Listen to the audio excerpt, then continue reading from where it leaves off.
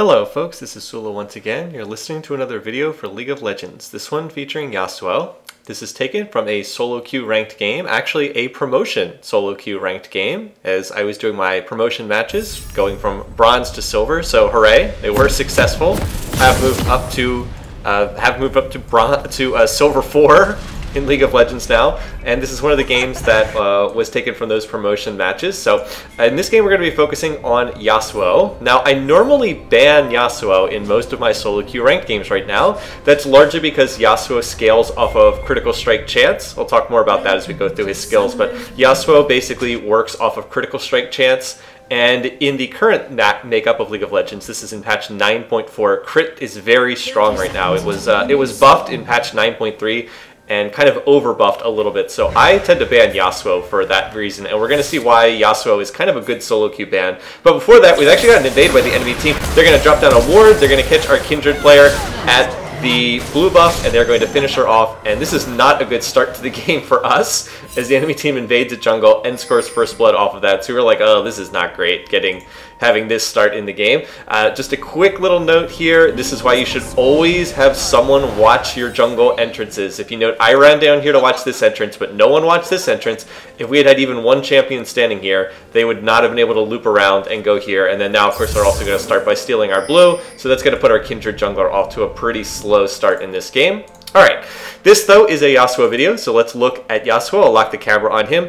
Quick background on Yasuo, he is a melee champion. He's kind of a melee carry champion, if that makes sense. He kind of functions a little bit like a typical ranged AD in the sense that he becomes kind of like a late game carry, except he's a melee champion. So like I said, a little bit unusual in that regard.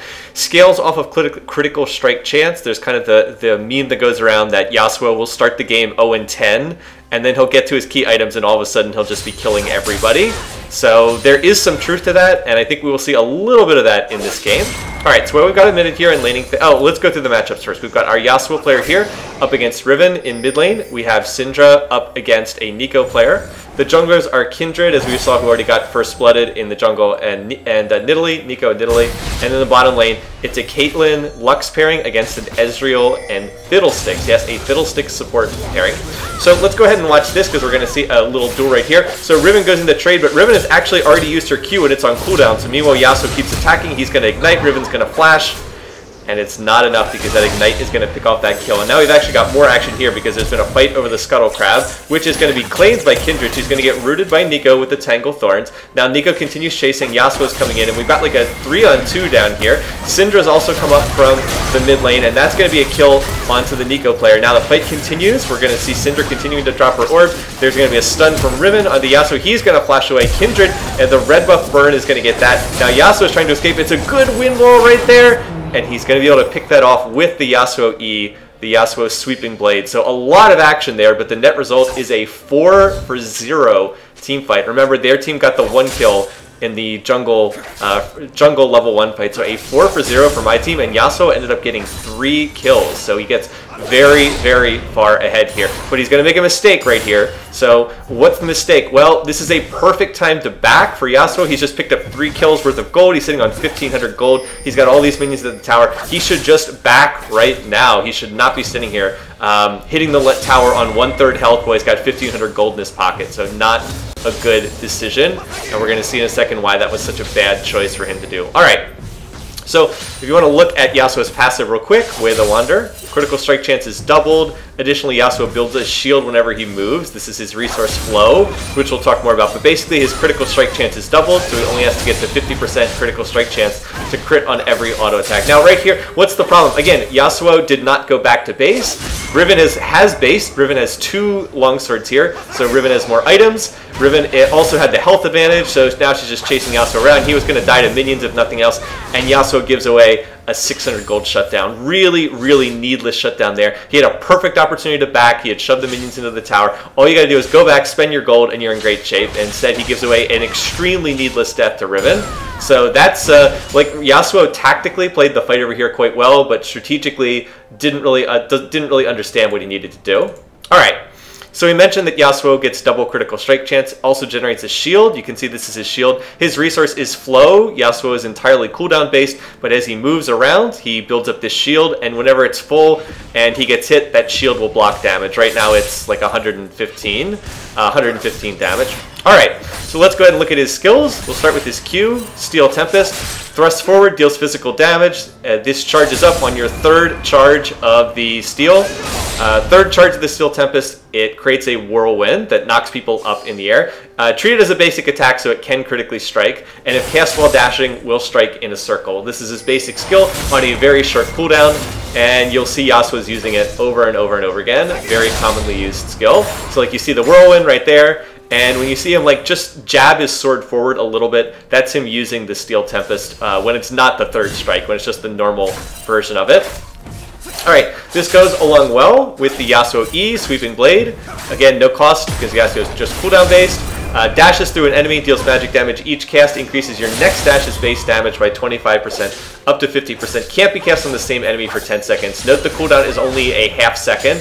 So basically Yasuo can dash around and around and around as much as he wants. The one thing is he can only do it on one target every 10 seconds. So he is limited basically not by the cooldown, which is a half second, but by how frequently he hits any target. Alright, so we've got a gank coming down here in bot lane. I want to check in with this. I do manage to hit the root on Nidalee, and then the Kate trap is going to be enough to get that. I'm going to get feared by Fiddlesticks, but we also now have our Kindred player coming in, so that's going to be a second kill here. And now we're trying to chase down this Fiddlesticks. I was like, alright, I'm going to go for the flash play, but it fails. And actually, you know, I looked at this when I was playing, I was like, alright, I suck. I missed the flash binding. But honestly, I think it would have hit, except Fiddlesticks also flashed there. So yeah, not the best, kind of wasted flash there, but wasn't as bad as I had thought the very first time that I saw it. So we get a nice fight in bottom lane to go along with the good fight earlier in top lane. Alright, so as we mentioned, Yasuo Q, this is what people max first. And then we talked about his Sweeping Blade on his E. This is his dash ability. This is what gives him mobility. Now let's mention his W, Wind Wall. This is on a very long cooldown, one of the longest non-ultimate cooldowns in the game. No cost again. Yasuo is just cooldown based. Creates a moving wall that blocks all enemy projectiles for 4 seconds. So any ranged projectile will be blocked by the wind wall. Awesome utility skill, obviously doesn't deal any damage, but really great. One of the reasons why Yasuo tends to do well against poke team compositions, because he can just put the wind wall up and all of a sudden those Nidalee spears are useless, they're blocked by the wall. Lux, like if Lux tosses out a binding, it gets blocked by the wall, etc, etc. Kate, if she tries to use her Peacemaker, blah blah blah, you get the idea. It blocks projectiles from going off. So a really useful utility skill, as I said. Biggest problem is it is on a very long cooldown. Alright, so there's a little bit of a trade going on right here. In fact, Riven's actually popped her ultimate and gets off a pretty decent amount of damage with it, but here comes the gank, in comes Kindred, so let's see if they're going to be able to combine here. Riven now in a little bit of trouble. She actually gets off a nice stun right there, but again, it is a 2 versus 1, and let's see, Riven's going to look to flash out. Is she going to be able to escape this? We do have Nidalee coming in, that spear is going to hit. Kindred's still trying to chase this down. Now the target is shifted over to Nidalee. The two of these still trying to go in. Both flashes just getting popped on everybody here. And now Nico's come in, does hit the Tangle Root, and we're going to see Yasuo pick up that kill. Looks like Kindred's out of this fight. Yasuo is still trying to escape, but not going to be able to get out of that one. So ultimately it's a 1-for-1 in the extended trade. Keep in mind that Syndra was not there for that whole play. So I've got a little bit of breather. Let's just check in down here on bottom lane. We are basically going even in this lane right now. It's 48 to 48. Kate did get a kill though. And like right here, oh, that's a shame. Kate pauses to use her Peacemaker and gets finished off by that Ezreal true shot. So I see Ezreal on low health here, and I was like, wait a minute, Ezreal didn't go back? Is he watching this? So I'm going to look to laser him, line it up, and bye-bye, Ezreal. So yep. Had to show that on stream. Pretty nice kill there. I don't know why Ezreal didn't just back sooner. I think he could have gotten out of there with no trouble, but I was like, he's probably not watching. I'm out of vision. I was like back behind where they had vision, so I was like, all right, I'll try this. And he just didn't react fast enough, and down he goes. All right, so checking back in on the top lane again, getting back to Yasuo. Let's just cover his ultimate because we haven't mentioned his ult. This is Last Breath. Blinks to it. Wow. As Yasuo keeps moving around, the text keeps disappearing. Blinks to an airborne champion, deals physical damage, holds all airborne enemies in the air for an additional 1 second, grants maximum flow, but does reset your stacks on his Q. So this is kind of the other thing that people know about Yasuo is his ult requires enemies to be knocked up in the air to be able to use. Ideally, you will play Yasuo in a comp that also has other knockups. Champions like Alistar, Malphite, good choices. And if you don't have anyone who can do that, like this team comp that we're running does not have anyone who has a knock-up skill, but he can always get the knock-up off of his Q on the third cast of Steel Tempest when he gets the tornado effect. So that's kind of how this works. It does quite a bit of damage, and it will keep people held up in the air. So it's a nice form of crowd control. However, it can be a little bit tricky to trigger it if Yasuo doesn't have teammates to help him out. Oh, we got a fight down here in bot 2. Let's just go back and watch this for a second. All right, so just want to show you guys this. All right, so I'm in the brush. No vision by the enemy team. They can't see me in here. So this is what you do with Lux. You fish for bindings, and if you hit on a binding, you follow up with your combo. All right, Ezreal walks into that, E and R, and yep, that'll finish him off. So one way to stop Ezreal from stacking his tier and from stacking this cull, just blow him up. And that's pretty much what happened there. So yeah, we're doing reasonably well in bottom lane, having gotten those 2 kills onto the Ezreal player. So right now, Yasuo shoved the minion wave into top lane. He's looking to roam here. So we're going to see Syndra hit the long-range stun onto Nico, and now Yasuo's going to look to engage. So he uses his Q there, and now he's going to use his third caster Q into the last breath, and then he can even dash back out onto the cannon minion there. So nicely played. Syndra sets it up. Yasuo knocks it down, picks up the kill, and even is able to dash out with his sweeping blade at the very end of that.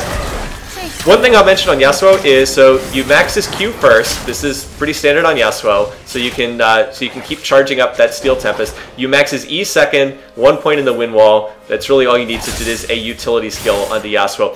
The cooldown on the E keeps going down with more points in the skill. So it was a half second at first, now it's down to a 0.4 seconds. It goes down to 0.1 seconds at max rank when you have 4 points in the skill. So again, Yasuo isn't really limited by the cooldown on his E, he's limited by having targets to dash to with his sweeping blade. So that's kind of the tricky thing, because he can only dash to each target once every 10 seconds. Now you can't see this here in the replay client, but when you're playing Yasuo, there's a little like white circle that goes around the targets that you've dashed to, so it shows you can't dash to that target again. And right now Yasuo's just kind of hanging out because there's not a whole lot to do here. So I mentioned Q first, E second, W is your 1 point skill, and then of course max your ult whenever it's available. In terms of itemization on Yasuo, our Yasuo player is going the correct route in terms of building items. He is going towards oh great, now I've forgotten the name of now of what he's building towards. This is very, very embarrassing that I can't think of it. He's going for the static Shiv, I think it's called, yes. Because it grants critical strike chance, and it also allows him to have much more wave clear. But he's building towards that. It's a key item on Yasuo because it gives him the attack speed, it gives him critical strike chance, and it gives him movement speed as well, which is also nice for Yasuo. In the larger picture of the game, the Rift Herald was taken by red team, and meanwhile, while that was going on, the blue team went ahead and took the first dragon, took an Infernal Drake. So that's a fairly even trade. The Infernal Drake will scale better in the long term, but we will get more gold on the red team in the short run by having this tower knocked down, by having the Infernal Drake taken down. And in the mid lane, we see Syndra picking up another kill there. And our team's just shoving on this tower down here. So Yasuo continuing to push. Now, once again, I mentioned that our Yasuo player was fairly good kind of tactically in terms of like how he would play an individual fight, but strategically, look at this mini-map. What is he doing here? Why is he still in this lane? He's just going to be surrounded by the enemy team. So this is really silly by him. This is an obvious over push up here. The enemy team is going to show up. He's way, way, way too deep. And so he's going to, again, give away a very needless shutdown right there in the top lane. Now, the rest of our team is taking advantage of this time to get some good stuff. Like, we're pushing on this tower down here. We're going to look to get this. So we are going to get this tower, but we could have gotten that tower without Yasuo feeding a death for no reason. Also, Ezreal, I don't understand that teleport. I'm not a huge fan of the teleport on AD carries. It makes sense in professional play where like everything's super organized and they need to like trigger really fast rotations. But in non-professional play, I think you're usually better off using heal because like that teleport was really a waste of time on Ezreal. Didn't really gain them anything by doing that. In the bigger picture of the game, my team, the red team, is in really good shape. We're ahead by about 6,000 gold right now. We're also going to see a bit of a fight here in mid. Syndra was trying to get ganked, but it turns out that Kindred's here as well. Isn't going to be able to chase that down, but did get out the summoner heal right there. And in the rest of the team isn't too far away, so we may can see this fight continuing here. They have this Nico clone. But Nidalee wants to come in. She's going to look to go in, and Syndra actually gets that ult as she dies. And now Yasuo is here, going to look to cash in there. So dashes in, gets the kill on Nico. Needs to hit that tornado for the last breath. There it is. Gets the dash in, gets the knock up, uses it for last breath, finishes that off, and picks up a double kill. And if there's one thing that we noticed about this Yasuo player, very willing to be aggressive and go in. There's the wind wall, not really the best placed wind wall. Riven doesn't have any projectiles, but you can use wind wall to block tower shots. Should have mentioned that before when I was discussing the skill. I'm like 90% confident that wind wall will block tower shots, so I think that's what Yasuo was going for there. And now we're going to look to push on this tower because the enemy team's not really here. Kindred is catching out the Riven player right there, and got a really nice use of the Lamb's Respite ultimate. That is the name of it, right? Yeah, Lamb's Respite ultimate. Used that really well to avoid dying there, and then picks off that kill. So we get the mid lane turret, and Yasuo is still pushing forward here in mid. Again, I mentioned this Yasuo player was very, very aggressive, just kind of went for everything. And because he's ahead, it's working out in this game. But if you don't get 3 kills early on, not so good. All right, so right there, we're going to see the Nico player get finished off. Now they're chasing after Yasuo, but Kate's going to finish off a second kill. Now going to dash in, can't quite finish off Ezreal, and now the Fiddlesticks also wants this kill, but no! Does not get it. So Yasuo somehow survives all of that. Again, likely running the rune that gives him health back on kills, because he is running precision for his dominant rune tree here. And yeah, somehow, some way, ends up surviving that from the enemy team. So it turns into an ace, and then it's going to turn into a second tower. Also, Yasuo is tanking tower here, so he's very lucky he didn't die there. A nice wind wall to block the Riven ultimate from finishing him off there. But yeah, Yasuo really probably should have been walking away. He's lucky we finished the tower before it could kill him. And now we're going to see the Ezreal ult, but fortunately for Yasuo, he's already backed and is back at base. And let's see, Kate really wants to get this tower because it's on 1 auto attack. It's not really safe to go get it, but she's going to go pick it up anyway. And it looks like she is going to make it out okay from this. All right, so let's check back in with Yasuo. He has now finished his static Shiv. Glad that I was finally able to remember the name of his core item. But yeah, this is really what you want. Attack speed, critical strike chance, movement speed, and you get the energized bonus on the passive there. And the second item is then Infinity Edge, which, as we've mentioned, Yasuo scales off of crit. And Infinity Edge is a very strong item in the current build of League of Legends. It was kind of out of the meta for a long time because it was nerfed pretty hard in mid-Season 8. Then it got buffed again early in Season 9, which is where we are right now as I record this video. And so champions that rely on Infinity Edge are kind of back in the meta. So Yasuo, obviously one of them. Tryndamere to a certain extent in solo queue. I'm seeing Ashe played in professional play. Anytime crit is strong, you're going to see Ashe played in competitive. Anyway, so Yasuo's running around. Oh man, look at those 2 Qs. Each one takes out a huge chunk of Nidalee's life bar. Those were not the knock-up versions. And now Yasuo dashing through these minions. Yep, that's going to be enough. Going deep underneath the enemy tower, and there he gets the knock-up with his tornado, and then that's going to turn into a kill with the last breath. Yasuo, again, living in between members of the enemy team. Not a safe place to be here. But it's going to allow us to get that dragon. I'm going to hit the root right there onto the Fiddlesticks as he tries to ult, and then we're going to look to try to finish this off. Yasuo cleans up another kill, going to 10-3 on the game. So yeah, once Yasuo hits this point, he's really strong. I mean, he's a fragile champion. He's, like I said, he's kind of like a melee version of an AD carry because he is a fragile champion. But once he gets this strong, he just does crazy kinds of damage. Let's look at his critical strike chance real quick here. Has he hit? All right, so he's already maxed out crit chance, so he will crit on every auto attack. And remember, his Q, his Steel Tempest is treated as an auto attack because it can critically strike. So he finishes off that kill, and because he has no real understanding of how to play to keep himself alive, also dies. And honestly, it was not worth it to die there to get a kill on the Nidalee. If he stays alive, we can probably continue pushing over this tower. Or at the very least, keep buying more time for Caitlyn to keep pushing this. But no, dies past the tower and dies. So yeah, I mean, it's like Yasuo's got 11 kills and he's having a great game. But he also, he also keeps dying repeatedly. And it's not like he's dying to get us an objective. These are just very needless deaths that don't really serve a purpose. Really should just back off from some of these fights. But oh well, game is going well. We're like almost 20 kills ahead. We're 10,000 gold ahead. Picked up the second dragon. Everybody's going back to base. So we're in pretty comfortable shape. But I'm just pointing this out more generally speaking. Like this Yasuo player, I believe was in like Silver 4 or something like that. And I think that this player probably has the manual dexterity and skill to be higher, but just like strategically does not seem to understand where and how to where to go on the map and when it's safe to push and when it's not safe to push. He just kind of goes for everything. And I think that the way that I can summarize this is I looked at his stats between game, like before recording this video. He averages 8 kills a game on Yasuo. but he averages 8 deaths a game on Yasuo too. And that's really not a recipe for success. You need to be a little bit more judicious about when to fight and when not to fight. And like even right now, this is not a safe place to push. Why? Because we have no wards in their jungle. Here, let me give you our vision. No vision whatsoever over here. So he could easily just be walking into the middle of the enemy team, and like it's not. He's going to be okay right now because he's super fed, but not a great strategy for the future. Anyway, we were able to pick off Nico a minute earlier. That's going to be a pick off on the Nidalee player. So I actually was thinking we could do Baron, but then I realized, oh, it hasn't actually spawned yet. But we can look to push on these towers. I thought the top was probably the place to go, but it turned out that we had a minion wave coming mid, so we're going to split kind of half in top, half in mid. Right there, Fiddlesticks is going to get the fear off onto our Yasuo player, and then he's going to look to dash in under the tower. Does block that initial tower shot with his wind wall there, so not bad. And now, oh, Kate, for some reason, ran all the way to bot lane. I was wondering why this push stalled out in game. Now I realize why, because Kindred ran bot to farm and Kate ran to the bot tower.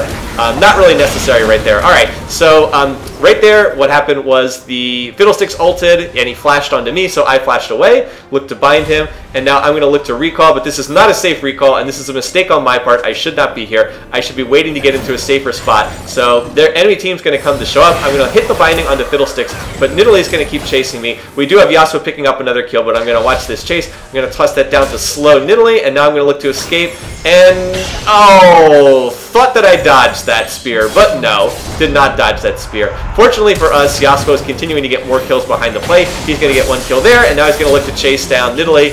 And again, Yasuo is super duper fed right now, so he's going to be able to finish that off. And Nico's going to hit the stun here. Nico's going to flash out. Again, Yasuo is just like soloing the whole enemy team. Not really the safest thing to do here. Like if Nico hits that Tangle Bar Brute, then Yasuo will die there, but he is able to dodge it. Again, Yasuo has great mobility, so he just went through and killed, what, 4 members of the enemy team right there? And so that is going to open us up to keep pushing here on this tower and look to finish someone off. Syndra almost gets the kill, but not quite. And yeah, Yasuo really just needs a minion wave now to dash to, because that's what he's looking for. There's the static shift proc. Going to continue chasing. He is life-stealing back because he's got that Vampiric Scepter. And this is not a safe place to be. They really should probably back here. Honestly, the call right now is to Baron. It's totally free to go and get this Baron. But instead, Syndra and Yasuo is still pushing, and now Riven's going to come and flank them from behind. So a nice play from Riven, at least to try to get into this spot. Unfortunately, though, Yasuo is super duper fed, so he can just keep attacking everybody.